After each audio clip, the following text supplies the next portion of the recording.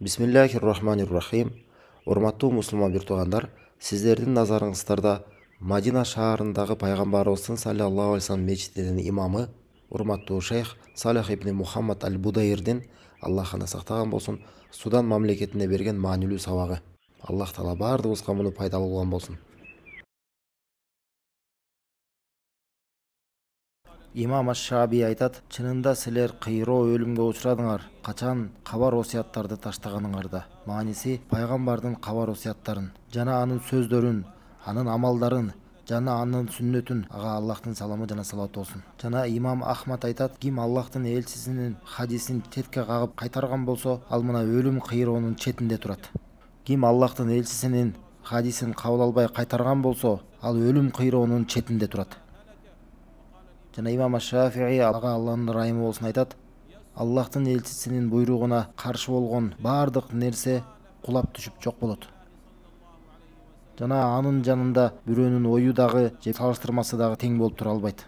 Ошондой эле төрт имам Абу Ханифа, имам Малик, имам Шафии жана имам Ахмад, булардын баарысы Аллахтын китебин жана Аллахтын элчисинин сүннөтүн баардык нерседен алдын коюшат эле.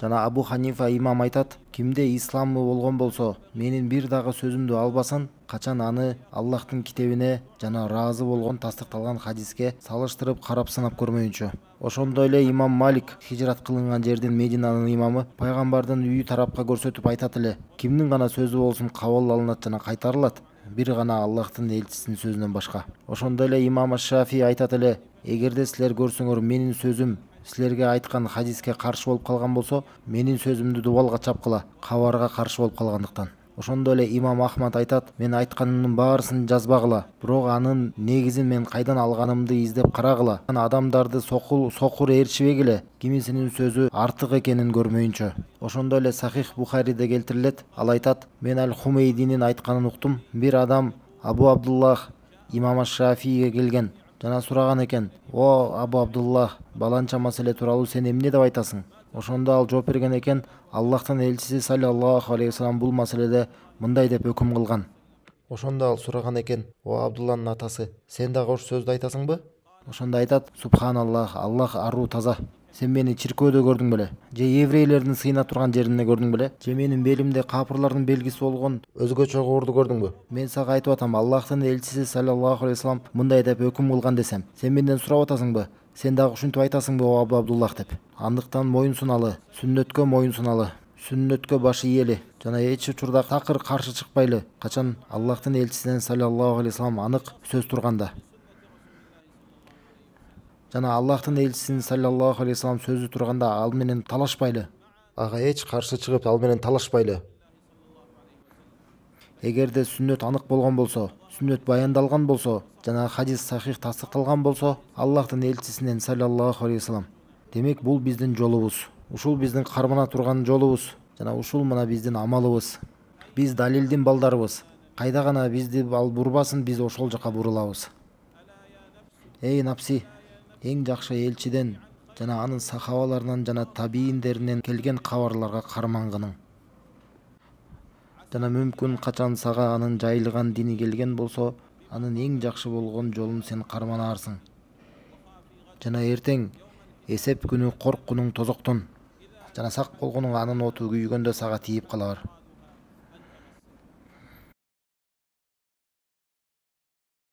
Биздин баардыгыбыздын милдетибиз Куранды карманышыбыз керек. Жана сүннөттү карманышыбыз керек. Жана бидаат жаңылыктардан алыс бололу. Диндеги ойлонуп табылган иштерден, ойлонуп табылган жаңы жолдордон, Аллахтын жолунан жана анын элчисинин жолунан адашкандын ойлоп тапкан бидааттардан. Абдуллах ибн Масуд сахаба айткандай: чынында биз бир гана ээрчийбиз, жаңы нерсе ойлоп таппайбыз. Чынында биз ээрчийбиз жана туура жолго түшөбүз, жана жаңы нерсе бидаат ойлоп таппайбыз. Жана Абдуллах ибн Масуд айтат: ашыкча катуулуктан, ашыкча сыпайылыктан, ашыкча терең чукулай берүүдөн жана жаңы ойлонуп табылган бидааттардан сак болгула. Эң жакшы жол бул сүннөттүн жолу. Эң жаман жол бул бидааттардын, динди бурмалай турган жаңылыктардын жолу. Жана айтат пайгамбар саллаллаху алейхи вассалам: ким ушул биздин ишибизге, динге анда жок болгон нерсени киргизген болсо, ал нерсеси кайтарылат, кабыл болбойт. Жана биздин баардыгыбыздын милдетибиз ушул бидаттардан сак болушубуз керек. Жаңы ойлонуп табылган, динди бурмалай турган жана милдеттүү түрдө биз өзүбүздүн үй бүлөлөрүбүздү, жакындарыбызды кайтаралы. Жана мусулмандардан кимди ушул бидаттарда көргөн болсок, ушул көбөйгөн, жайылган мусулмандардын арасында, жана бул жайылып атат мусулмандардын арасында алардын илимсиздигинин себебинен, жана алардын Аллахтын китебинен алыс болгондугунан, жана анын элчисинин сүннөтүнөн алыс болгондуктан саллаллаху алейхи вассалам, жана наадандардын артынан, жана бузук кылык кылуучулардын артынан сокур ээрчигендиктен. Мисалы, кабырлардын жанында боло турган бидаттар сыяктуу.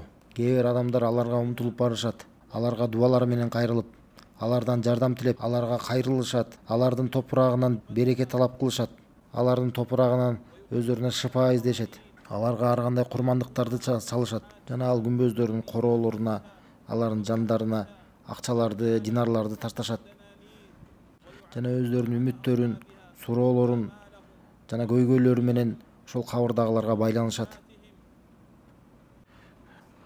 Египеттеги Бадавиге дуба менен кайрылгандай сыяктуу. Жана баланчага ал айтат: "О баланча, мендеги болгон балээни кетир. О баланча, мен жоголуп кеткен жакынымды кайтар." Жана ушунун баарысы Аллах Таалага шерик келтирүү болуп эсептелет.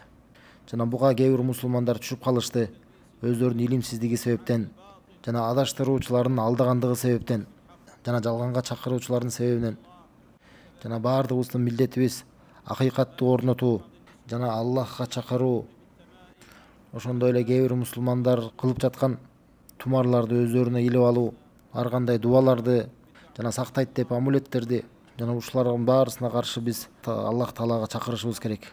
Жана акыйкатка жардам беришибиз керек, акыйкатты жайылтышыбыз керек, жана жалган менен каршы күрөшүшүбүз керек, жана бидат менен да каршы күрөшүшүбүз керек. Жана ошолордон эле дагы кээ бир мусулмандар түшүп калган сыйкырчыларга барып кайрылгандыгы, көз ачыктарга жана төлгөчүлөргө, жана болжомолдоочулар, адамдарды алдаочулар, кайыпты билебиз дегендерге, жана адамдын катылып жашырылган нерселерин аныктаймын дегендерге Аллахтын китеби менен шифа таап дарыланууну ташташат, жана пайгамбардан келген зикирлер аркылуу шифа табууну ташташат, жана ар кандай кабырларга барышат, же күмбөздөргө, же сыйкырчыларга, же төлгөчүлөргө, жана кайыпты билем дегендерге. Жана баардыгыбыздын милдетибиз Аллах Таалага дават кылууда, Аллах Таалага чакырууда кайдыгерлик, алсыздык кылып койбойлу. Туура акыйда ишенимди тастыктоодо, анык болгон, таза болгон салафияны жеткизүүдө эч кандай анда бир бүдөмүк, түшүнүксүздүк же караңгылык, тунуксуздук болбогон, эч кандай анда бидаттар ойлоп табылган, анда жомоктор болбогон. Тескерисинче ал анык, таза, тунук. Хадисте айтылгандай, силерди мен анык далилдин үстүнө таштадым. Анын түнү күндүз сыяктуу эле анык, бир гана кыйрагандан башка эч ким андан адашып калбайт. Жана ошондой эле ар түрдүү топторго же жамааттарга бөлүнүп алуу, же ар кандай топтор же жамааттарга кошулуп алуу, ушунун баарысына биз милдеттүү түрдө каршы күрөшүшүбүз керек. Мусулман ар кандай топторго кошулуп албайт, ар кандай жашырын топторго кирип кетпейт. Кайсы бир топко же партияга кошулуп алып, ошонун негизинде достук же душмандык көрсөтпөйт. Жок, ал мусулман Аллахтын китебин ээрчийт, жана анын элчисинин сүннөтүн, ага Алланын саламы жана салаваты болсун. Баланчанын оюн карманып фанат болуп берилип ээрчип жүрө бербейт, же түгүнчөнүн сөзүн карманып сокур ээрчип кете бербейт, же бул жамааттын же тиги жамааттын. Жок, ал мусулман, жалгыз Аллахка сыйынуучу муваххид, сахабаларды ээрчүүчү салафи. Акыйда ишениминде салафи, сахабаларды ээрчийт. Багытында да салафи, Аллахтын китебин ээрчийт, жана анын элчисинин сүннөтүн, ага Алланын салам салаваты болсун. Сахабалардын түшүнүгү жана жолунун негизинде, жана табийиндердин эч кандай ойлоп тапкан жомоктору жок, эч кандай топтошуп бир жамаатташып алуу деген жок, эч кандай улутчулдук жок. Биздин баардыгыбыздын милдетибиз өзүбүздүн балдарыбызды сактайлы, жаштарыбызды ар кандай бузуку жолдордон жана ар кандай бидат, динде жок ойлонуп табылган такфириядан, мусулмандарды капырчылыкка айыптаган жолдордон, мусулмандарды капырчылыкта айыптап такфир кылган жана жихади жамааттардан, ушундай жамааттардан негизинде алар чындыгында ар кандай чоочун өлкөлөрдүн разведкасынын жана шпиондордун тарабынан негизделип жана жардамын алган, жана алардын жардамы менен күчөтүлгөн, жана булардын максаты исламий мусулмандардын мамлекеттеринде тынчтык, аманчылыкты козголоңго салуу, жана башаламандыкты жайылтуу мусулмандардын мамлекеттеринде игиш деген ат менен белгилүү болгон жана ушуга окшогон башка жолдор жана түзүлүштөр террористтик, шайтандык диндеги жок, бидааттык болгон, такфиристик, жихадистик болгон. Чынында булар исламдын келбетин кетиришти жана исламдын көркүн, анын кооздугун бузушту. Жана баардыгыбыздын милдетибиз өзүбүздүн жаштарыбызды ушундай сыяктуу болгон такфиристик жамааттарга кошулуудан кайтарышыбыз керек. Жихадистик болгон топтордон алар ушундай Аллахтын китебине жана пайгамбардын сүннөтүнө каршы болгон иштерди кылышты. Жана баардыгыбыздын милдетибиз биз жаштарды кайтаралы, ушундай болгон жашыруун бир топторго кошулуудан, такфиристик болгон, террористтик болгон, мусулмандардын падышаларын капырчылыкта айыптаган, аалымдарды капырчылыкта айыптаган жана мусулмандарга такфир кылып капыр деген жана анын негизинде мусулмандардын канын адал кылып алган өздөрүнө кандай гана өтө жаман, кандай гана өтө жийиркеничтүү иштерди кылышат булар. Булардын иштеринин себебинен башаламандык болду, кыйроо талкалануулар болду. Ошондой эле биздин милдетибиз жаштарды батыний болгон ар кандай исламды талкалаш үчүн негизделген секталардан, шия жана рафидия жолдордон, батыния жолдор, булардын жолу Аллахтын китебине жана анын элчисинин сүннөтүнө каршы болууга, аны жокко чыгарууга негизделген. Ошондой эле баардыгыбыздын милдетибиз өзүбүздүн жаштарыбызды ар түрдүү атеисттик, кудайсыздык жолдордон сакталып кайтарып калалы. Ар кандай светтик, секуляристтик жолдордон, анын негизинде болгон күнөөлөрдү, бузукулуктарды уруксат кылып алган. Алар жаштарды акыйда ишениминен адаштырып салгысы келишет. Алардын дининен, Аллахтын китебинен жана анын элчисинин сүннөтүнөн саллаллаху алейхи вассалам ар кандай атеисттик болгон, секуляристтик, светтик болгон жана күнөөлөрдү, бузукулуктарды өздөрүнө адал кылып алган жолдордон сактап кайтарып калалы. Жана мен кайтарамын жаштарды, жана кайтарамын илим алуучуларды жана аалымдарды илимсиз фатва берип коюудан. Сак бол, кайсы бир адамга бир маселеде фатва берүүдөн же бир динден бир сөздү айтуудан шариаттык илимге негиздебестен жана Алланын китебине жана анын элчисинин сүннөтүнө негиздебестен. Аллах Таала айткандай: өзүңөрдүн тилдериңер менен жалган айтып, бул адал, бул арам деп Аллахка жала жаап сүйлөй бербегиле. Чынында Аллахка жала жапкандар алар ийгиликке жетпейт. Жана Аллах Таала айтат: айт, чынында менин Роббим анык жана жашыруун болгон бузукулуктарды арам кылды жана күнөөкөрлүктү жана акысыз чектен чыгууну жана Аллах Таалага шерик келтирүүнү эч кандай ал тууралуу Аллах далил түшүрбөгөн жана Аллах тууралуу силер билбеген нерсени сүйлөөдөн. Жана айтат: сенин илимиң болбогон нерсени ээрчибе. Чынында угууда жана көрүү жана жүрөк, ушунун баарысы ал тууралуу суралат. Кээ бир салафтар айткан эле: илим бул 3 нерсе: анык болгон аят жана түшүндүрүп сүйлөп турган сүннөт жана мен билбейм деген сөз. Жана ким мен билбейм деп айта албаса, чынында ал өлгөн болот. Жана кээ бир салафтарды айткан эле: илимсиз фатва берүүдөн, шариаттык маселеге жооп берүүдөн кайтарып, чынында адам билбеген нерсеге билбейм, Аллах жакшыраак билет деп айтуусу бул дагы илимден болуп эсептелет. Жана бир адам имам Маликке келген эле, өзүнүн коомунан элчи болуп 6 айлык жолду басып өтүп, кээ бир маселелерди сураш үчүн келген. Жана келип сураганда имам Малик билбейм деп жооп берген. Ошондо ал айтат: эй имам, мен өзүмдүн элимен элчи болуп келдим, 6 айлык жолду басып өтүп, эми мен аларга эмне деп айтам? Ошондо айткан: аларга айтканың Малик билбейт экен деп. Кандай гана буларда улуу ыйман болгон жана Аллахтан коркуу болгон. Ошондой эле кайтарамын аалымдарды жана илим алуучуларды ар түрдүү каналдарда чыгууда же же фатва берүүгө чыгууга илим болбой туруп, түшүнүк болбой туруп, туура ойлонуу болбостон жана кайтарамын кандайдыр бир чоочун болгон же белгисиз болгон ойдун негизинде фатва берүүгө.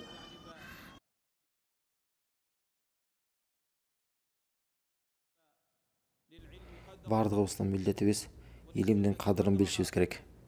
Ошондой эле сүннөттүн кадырын жана Аллахтын китебинин кадырын жана бир дагы сөзсүз сүйлөбөйлү же бир дагы фатва бербейли, сөзсүз ага чейин Аллахтын китебине жана анын элчисинин сүннөтүнө жана сахабалардын сөздөрүнө кайтпайынча жана тарбиялоочу аалымдардын фатваларына кайтпайынча, бул иште алардын чынчыл изи кадамы калган жана бардыгыбыздын милдетибиз шариаттык илимге умтулалы.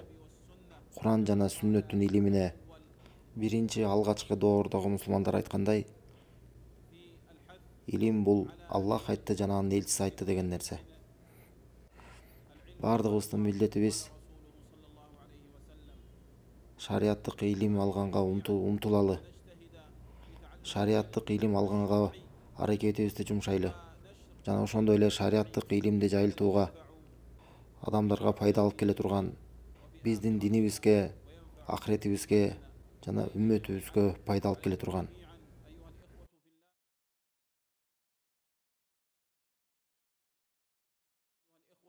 Жана силердин баарыңардын милдеттериңер Аллах үчүн менин бир туугандарым, бул берекелүү болгон Судан мамлекетинде баардыгыңардын милдетиңер Судандын тынчтыгын жана аманчылыгын сактап калууга чакыруучулардан болушуңар керек.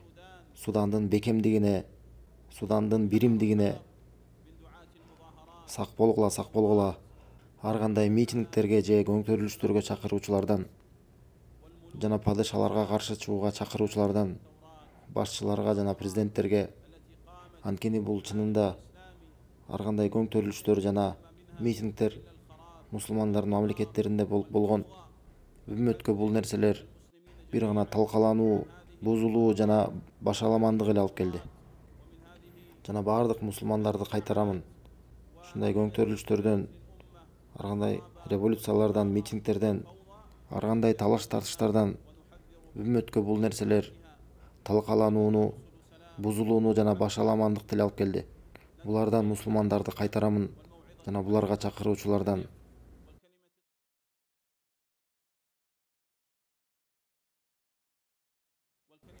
Биз чынында саламаттыктын элчилерибиз жана бири-бирине болгон жакшы көрүү, сүйүүнүн, Аллахка даанышмандык менен чакырабыз жана жакшы эскертүү менен жана жумшактык менен жана жакшы сөз менен. Аллах Таала айткандай, Аллахтын жолуна чакыргының даанышмандык менен жана жакшы эскертүү, насаат менен жана алар менен эң жакшы жол менен талаш. Жана айтат, адамдарга жакшы сөздү сүйлөгүлө. Биздин жолубуз, биздин ыкмабыз Аллахтын элчисиникиндей. Биздин элчибиз башка бирөөлөрдү акарат кылып сөгүүчү же каргыш айтуучу болгон эмес. Жана бузуку, уятсыз болгон эмес. Жана ал айткан саллаллаху алейхи вассалам, Абу Хурайра радиаллаху анхудан келген хадисте, мушриктерге, көп кудайчыларга каршы дуа кыл деп ага айтылганда, ал айткан эле, чынында мен каргыш айтуучу болуп жөнөтүлгөн эмесмин, мен ырайым катары жөнөтүлгөнмүн дейт. Жана Абдуллах ибн Амр ибн ал-Ас радиаллаху анху айткандай, анын Тоураттагы сыпаты Курандагыдай эле сыпатталган. Ал орой эмес, ал катуу жүрөк эмес, жана базарларда урушуучу эмес, жамандыкка жамандык менен жооп бербейт, бирок ал тескерисинче ал кечирүүчү, ырайым кылуучу. Аллах Таала Куранда айткандай, эгерде сен орой, катуу жүрөктүү болгонуңда, анын баарысы сен айлаңаны кетип калышат эле дейт. Бардыгыбыздын милдетибиз Аллах Таалага даанышмандык менен, жакшы эскертүү, насаат менен чакырышыбыз керек. Жана талаша турган болсок, эң жакшы жолдор менен адамдарды жакындатыш үчүн, кайра алыстатпаш үчүн биздин үммөтүбүздүн санын көбөйтөлү жана качырбайлы. Пайгамбар саллаллаху алейхи вассалам кайтарып айткан, араңарда чынында качыруучулар бар. Араңарда чынында качыруучулар бар. Кээ бир даватчылар, динге чакыруучулар өзүнүн катуулугу менен, оройлугу менен, өзүнүн карманган жолу менен башкаларды динден качырат. Адамдар өзүнүн табияты менен жумшактыкты жакшы көрүшөт, жакшы сөздөрдү жакшы көрүшөт, таанышмандык болгон сөздөрдү, жүрөктөн чыккан сөздөрдү, чынында боору ооруп жана жакшы көргөндөн чыккан сөздөрдү. Ал эми адамдарды оройлук менен, катуулук менен кабыл алсаң, уятсыз сөздөр менен аларга кайрылсаң, алар чынында сенден кайра катышат. Сенин дааватыңан, сенин чакырганыңан жана сенин жолуңан алысташат. Ал эле эмес, сени кайра айыпташат, сенин жолуңду айыпташат жана ошонун айынан исламды дагы оройлук менен, катуулук менен айыптап коюшат. Бардыгыбыздын милдетибиз жумшактыктын чакыруучулары бололу, саламаттык, тынчтыктын жана жакшылыктын жана бири-бирибизге болгон сүйүүнүн, чынында биз оорлотпой кайра жеңилдетүүчү, башкаларды качырбоочу, кайра сүйүндүрүүчү болуп чакырууга жөнөтүлгөнбүз. Пайгамбар саллаллаху алейхи вассалам айтат, чынында араңарда качыруучулар бар деп. Ар кандай фитнага, дүрбөлөңгө чакыруучулардан болбойлу, динден качыруучулардан болбойлу, башкаларды сөгүп урушкандардан болбойлу жана каргагандардан болбойлу. Тескерисинче, мээримдүүлүк, ырайымдын элдери бололу, жакшылык иштердин адамдары бололу жана боорукерликтин элдери бололу. Жана аруу таза Аллах Тааладан сураймын, бизге жана сиздерге тынчтык жана аманчылык, жакшылыктарын бизге дайыма торуктуу кылып берген болсун. Жана Аллах Тааладан сураймын, исламга жана мусулмандарга улуулук, ызаттуулук берген болсун. Жана ширкти жана ширк кылуучу мушриктерди кор кылган болсун. Жана диндин душмандарын жок кылып талкалаган болсун. О Аллах Таала, бардык мусулмандардын мекендерине туруктуулук жана тынчтык, жакшылыгын бере көр, о аламдардын Роббиси. О Аллах Таала, мусулмандардын бардык өлкөлөрүнөн согушту, дүрбөлөң фитналарды жана өз ара каршы күрөшүүлөрдү жок кыл. Ушуларды алардан алып сал, о аламдардын Роббиси. О Аллах Таала, биз сенден сурайбыз, бардык мусулмандардын кол башчыларын, падышаларын, президенттерин, о Аллах Таала, аларды багытта өзүңдүн китебиңдин негизинде өкүм кылууга жана сенин пайгамбарың Мухаммадтын саллаллаху алейхи вассалам сүннөтүн ээрчүүгө, о аламдардын Роббиси. О Аллах Таала, биздин жүрөктөрүбүзгө биримдик бер, өз ара талаштарыбызды оңдоп чеч жана бардыгыбызды туура жолго сал. Бизди жакшылыкка, тууралыкка багытта, өзүбүздүн напсилерибиздин жамандыгынан бизди сакта. О аламдардын Роббиси. О Аллах Таала, бизди туура жолго салуучулардан кыл, адашкандардан жана адаштыруучулардан кыла көрбө. Сени жактоочу момундарга бизди тынчтык алып келүүчүлөрдөн кыл. Сенин душмандарыңа каршы күрөшүүчүлөрдөн кыл. О аламдардын Роббиси, биз сен үчүн, сен кимди сүйгөн болсоң, биз дагы ошолорду сүйөбүз. О Аллах Таала, бизди акыйкатка баштоочулардан кыл, туура жолго алып келүүчүлөрдөн кыл, таухидке, бир кудайчылыкка алып келүүчүлөрдөн кыл жана сенин пайгамбарыңдын жолуна чакыруучулардан кыл. О Аллах Таала, өзүбүздүн напсилерибиздин жамандыгынан бизди сакта. О Аллах Таала, биздин өз напсилерибиздин жамандыгынан сакта. О Аллах Таала, бизди өз напсибиздин жамандыктарынан сакта. О Аллах Таала, биздин уга турган кулактарыбыздын жамандыгынан сакта. О Аллах Таала, биздин көрө турган көздөрүбүздүн жамандыгынан сакта. О Аллах Таала, биздин тилдерибиздин жамандыгынан сакта. О Аллах Таала, биздин жүрөктөрүбүздүн жамандыгынан сакта. О аламдардын Роббиси. О Аллах Таала, сен ыраазы болгон жана сүйө турган нерселерге бизди багытта. О Аллах Таала, аламдардын Роббиси, өзүң жек көрө турган нерселерден бизди алыс кыла көр. О Аллах Таала, бизди мусулман боюнча жаныбызды ал. О Аллах, бизди мусулман кылып жашаттыр.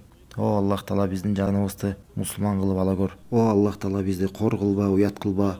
О аламдардын Роббиси. يا رب العالمين سبحان ربك رب العزة عما يصفون وسلام على المرسلين والحمد لله رب العالمين.